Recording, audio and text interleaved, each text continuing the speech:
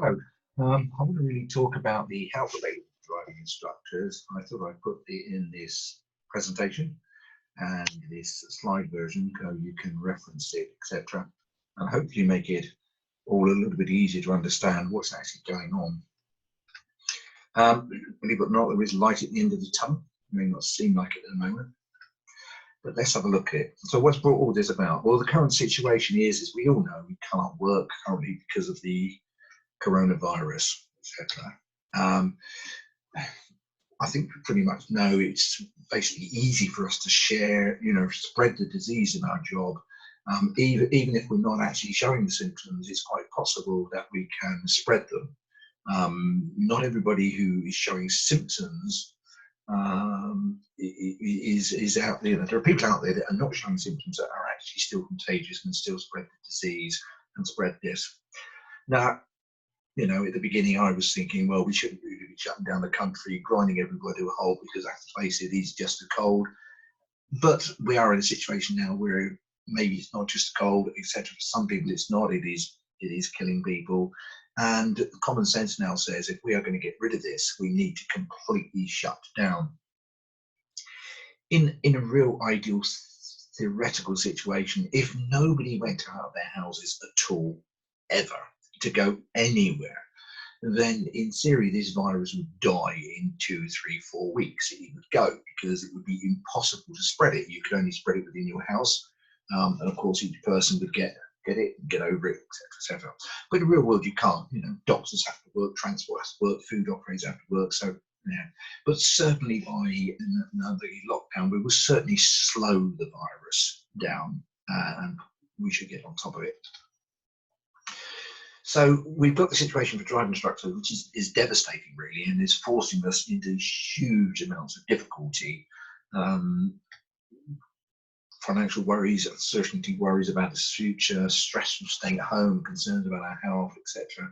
I mean, it's immense, and people are reacting to this differently. We're seeing this on the social media. People are driving instructor attack driving instructor, and it's fundamental. And I'm pretty sure, well, I've heard of things where husbands and wives are even having problems at home now. It's driving people mad. But we all have the same concerns, and we're all there. And sometimes we need to think about it now. It might not seem much like the end tunnel, but I said it is glowing dimly, but be sure it is there, because each day that we have lockdown, each day we're in this situation, we are getting closer to the end. It may not seem like it, but we are. There will be a date when we will all be back to work. There will be a date when we're all happily having holidays again and happily enjoying social time together. Whatever that date is, whenever that date is, we are moving towards it. Different thing at the moment is we don't know what that date is, but be sure the date is there. Remember, when all this starts to return to work, all those pupils will be looking for driving lessons. No recession has ever stopped pupils from having lessons, and in the last 2004 recession, over 200,000 pupils took lessons. So it's really important that we remember that and keep stock of it. Okay. I know there's people saying, oh, nobody will have any money, etc. afterwards, but this recession is not affecting a lot of people. Well, it is affecting a lot of people, but a lot of people are not being affected by it. Many people are still getting their payments, still getting money, etc., etc. And it never has stopped people. In a time of recession, actually people look towards having driving lessons because they see it as a way out of their recession, way out of their situation. All those lessons that have been cancelled will still need doing. They're still looking for their lessons. Their tests have been cancelled or postponed. They will need still doing. All the pupils that would normally be booking today, yesterday, tomorrow, and over the last week, they will all want lessons. And then all the pupils who've decided that, let's face it, they don't want to go on public transport anymore, they will all want lessons. The day that this phone starts ringing again, or the phone, the day we open for business, is going to be extremely busy. It's going to be manic.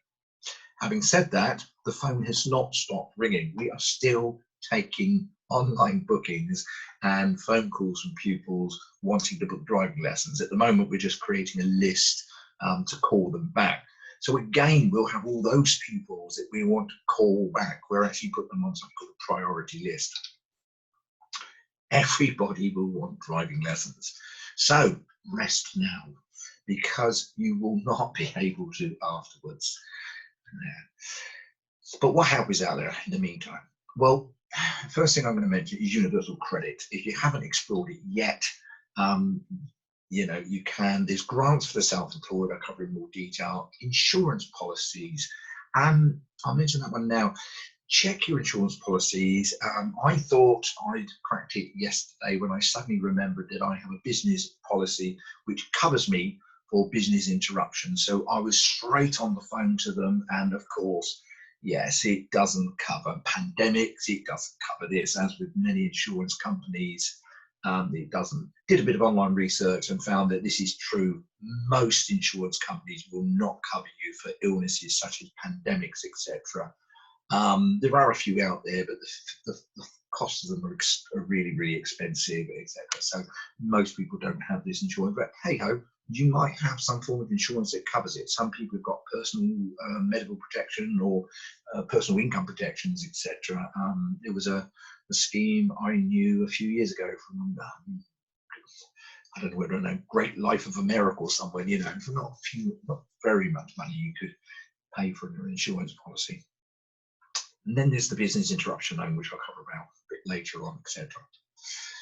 Universal credit. Right, okay, if you're not familiar with it, it's, you know, like me, I haven't. What on earth is universal credits? You know, in my day there was the dole, or there was the social security, the DSS, you know. But basically it replaces the old child tax credit, which I think replaces child family allowance or something, I don't know. It replaces housing benefit, income support, income-based job seekers allowance, which I think is the old dole. I think, I don't know, income-related employment, whatever that is, support allowances, and working tax credits, etc. It replaces all of them. It's the universal credit system. You may be able to get universal credit if, and it says you're under state pension age. Sorry, Tony, if you're listening. But then you probably won't get a pension, not quite sure. You and your partner have 16,000 or less in savings between you. Okay. You live in the UK, something that applies to us all, and the number of children you have does not affect your eligibility for universal credit, but it may affect how much you get. There are a couple of other things on that, but they're just not applicable for us, so I haven't included them. Thing there, but yeah, for us, you know, under pension age, your partner, you know, you don't have less than, you have less than 16,000, we should be able to, you know, you should be able to get it, etc. They've removed many of the conditions for it, upper and lower limits and things, etc. They've removed the need to have an interview and all this stuff. They've made it much easier. People are basically just applying online. It is taking a while to do. I promise you, I'm hearing all sorts of horror stories, but keep on with it, etc. You have to prove your ID with a post office or something. That you know, get it, particularly if you're really, really struggling. The rates I found on their line on the thing was saying that basically if you're single under 25, you'll get 251.77, and blow on and so on and so on.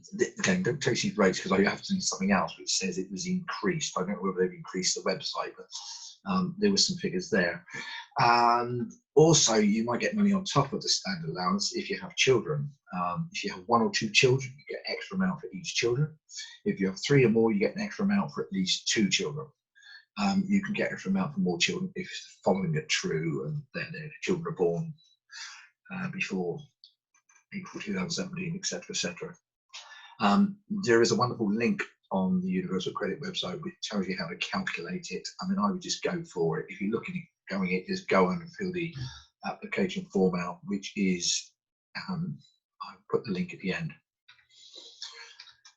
Other exceptions that apply, you get extra amounts for any disabled or severely disabled children, etc.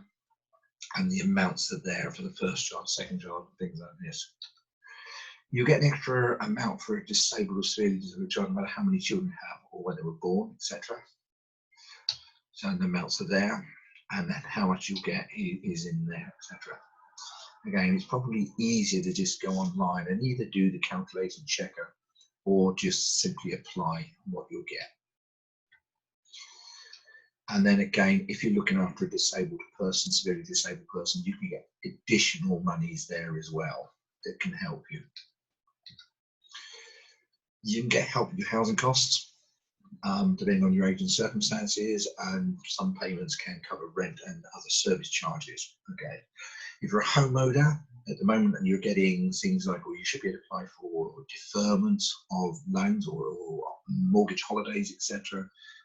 You might be able to get help with the interest and payment on your mortgage and other loans you've taken out under the Universal Credit Scheme as well.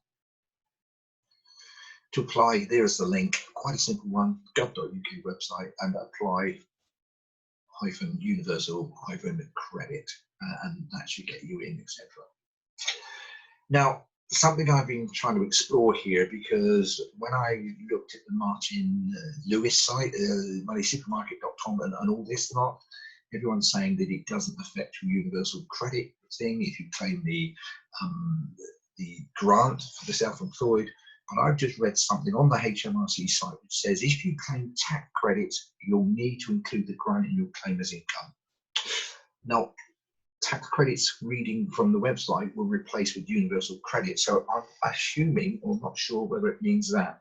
But of course, in the meantime, you will have to, if you really, really need money, you've got to go for the universal credit. It takes about 5 weeks to come, but if you're in hardship, if you speak with them, they'll get you a payment within 2 to 3 days, I believe.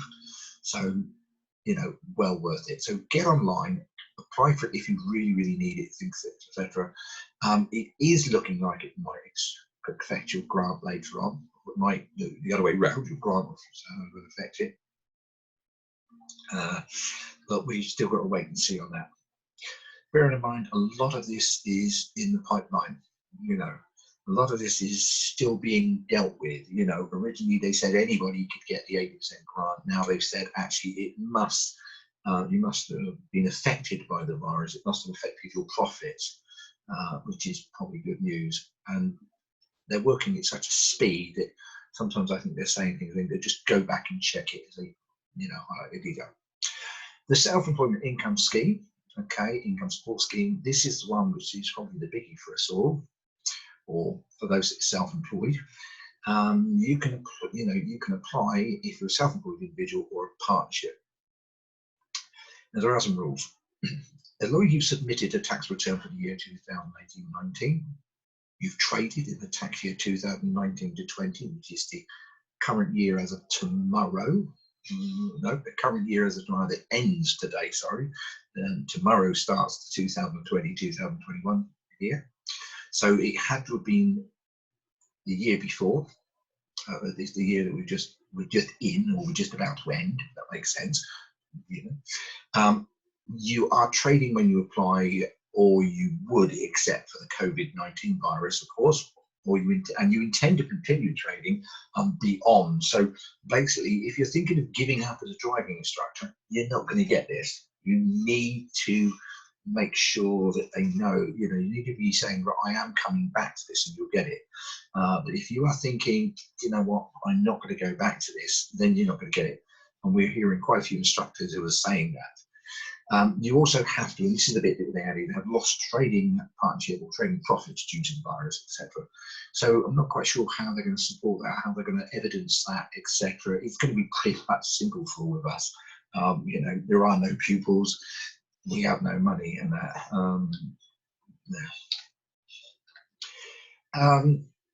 Okay, your self-employed profits must be less than 50,000. I think that's going to apply to most driving instructors. Probably all of them, actually. There are probably a few that are over that in certain things, certain matters. And then also it's determined by a couple of factors. Again, as it says there, having trading profits in 2018-19 of less than 50,000, and these profits must constitute more than half your total taxable income. So again, in 2018-19, you must have had less than 50,000, and it must be more than half your total income. And then having an average trading profit, so the 16, 17, 18, 19 period of less than 50,000 as well. So, you know, even if the average of 2017, 18 and 19, the average is less than 50,000, what it's saying is if in 2018 to 19, you earn more than 50, you would not be applicable either. Now, I don't think there's going to be many in that bracket, etc. I'm certainly not. However, and here's the problems. For those who started trading between 2016 and 2019, HMC will only use those years for which you filed a self-assessment return. Now, again, people have been asking me, can they use the 2021, which is the one that, of course, is technically due tomorrow. Well, not due tomorrow, but you can start to post it tomorrow. It's not due until almost this time next year. No, everything's saying no, you can't. And I suspect it's because, you know, there's going to be delays if we look at that. Now, unfortunately, I know that in some cases, some people during the 2019, you know, it doesn't equate to 50% of their income. You know, somebody I know, he's been trading now for probably, I'm going to guess, it's certainly over a year, but it's less than 2 years, probably about 18 months, etc. And his self-employment income, basically for the 2019 year, it is around about 40%. And the sad news is not a penny is going to be able to claim through the self-employment income scheme from everything that I'm seeing now. And it's really, really bad news for those people. At first, it seemed like, oh, those that had recently been made self-employed wouldn't qualify. But then when you look at the fine detail, of course, we're into 2020 as of tomorrow for the figures officially. So therefore, you may have been self-employed for 18 months and you're still not going to apply for the scheme. And that's what it is. We're being told that for those, you've just got to use the universal credit scheme, and that there, it's really bad. So in my opinion, it's pretty good for people who've been qualified for 3 years and more. People that have been self-employed for 3 years, nay, 4 years really, you know, because we're into the 4th year. Really. But if you've been there for a while, you're going to get 80% of your profits. Having said that, how much will you get? It's a taxable grant. They're saying it's not payable, not repayable. You don't have to pay it back. Of your average profits for the years were applicable, 16, 17, 17, and up to 18. So basically, you know, the 17, 18, 19 tax year. The HMRC will work this out. They will add together the total trading profits for 3 years, then divide by 3 where applicable, and use this to calculate the monthly amount. In my opinion, they should have basically added the 3 up and divided it by 36, which would have given you the monthly amount. But these are what they say. This is the amount revenue, so that's how they'll work it out. Divide it by 3, you get the yearly average. Divide it by 36, you'll get the monthly average across the 2, across the lot. How much you get again, it will be up to a maximum of 2,500 per month, up to 3 months. Okay, now don't hang on to this 3 months. That doesn't mean to say that we will be definitely getting 3 months worth. Currently, they're saying the scheme will be eligible for up to 3 months. We don't know whether it will be extended if the lockdown is 4 months, etc., etc. And I'm pretty sure that if the lockdown was only 1 month, you'll only get 1 month. But there is this thing, this legal thing in law to do with like 3 weeks and 3 months, etc. So again, that's what that one is. But you'll get it there, and the grant will be paid directly into the bank in 1 instalment. Okay, so when we get to June, which is actually less than 3 months away, at some point they'll start paying it into your bank in 1 instalment, and then monthly thereafter. I'm really hoping that we're not getting to the monthly thereafter payments. Now, a lot of confusion over this profit and what it is. Your profit is everything left after you have taken out the running costs of the business, your fuel, franchise, car payments, insurance, etc. Okay, what you pay for your food and the home bills is your profit. I'm hearing people say that, you know, oh, but profit is what you earn after your 12,500 tax-free a year. No. It's confusing because people say the profit is the bit that's taxable. Well, everything after you've paid your bills is taxable. But in taxation law, you're allowed 12,500 a year tax-free. It's still taxable, but you don't pay tax on it. It goes towards your taxable income. Anything over 12,500, of course, you will pay tax on. So if you're like many self-employed people, which we do, we try to use legal loopholes in tax to bring our profit down as much as possible, trying to keep it below the 12,500, etc. A common thing which people do is pay themselves a mileage rate for their car of 45p per mile, and then 10p per mile after the first, what is it, 12,000? I can't remember now, don't quote me on those. And of course, you can earn a considerable bit of money out of your fuel, etc. If your car doesn't cost that much, then of course you're earning money. It's been a scheme around for ages. Obviously, pens, papers, things that you use possibly, maybe, for your children might end up going down again, business expenses. Unfortunately, here the problem is now is while you save the tax on it in the long term, it now means we're just going to get what we declared as profit. Okay, and again, this is what the confusion was, why the delay was in the scheme in the first place, because the Chancellor knew that the whole system was totally confusing and really difficult to manage. But there we are. It's everything that you know. Now, the good news is the taxman, HMRC, they know what you declared as profits last year, and they will sort it.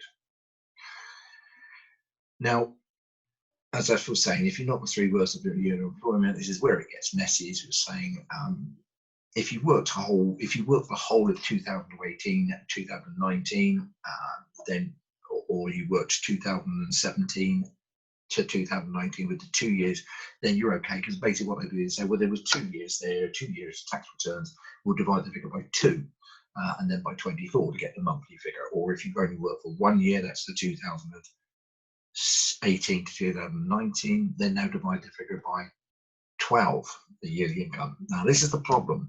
If you've only worked for 4 months, 5 months, or 6 months, they will still divide it by 12 to come up with the figure. So, for argument's sake, let's say you earned £10,000. Okay, they will divide 10,000 by 12, and that will be your monthly figure.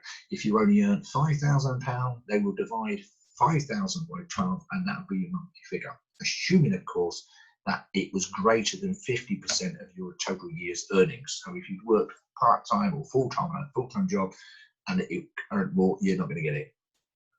It's a real bummer on that one. There's not a lot we can really do about it. And it only includes, as I said, 2018, 2019. And I'm reading they will not consider 2019-20, because I just think it's going to delay the system. You know, for many of us, you know, for even myself, my tax year runs from January to January for me as a business. When I finish my accounts on January, they're probably not even sent to the accountant until June.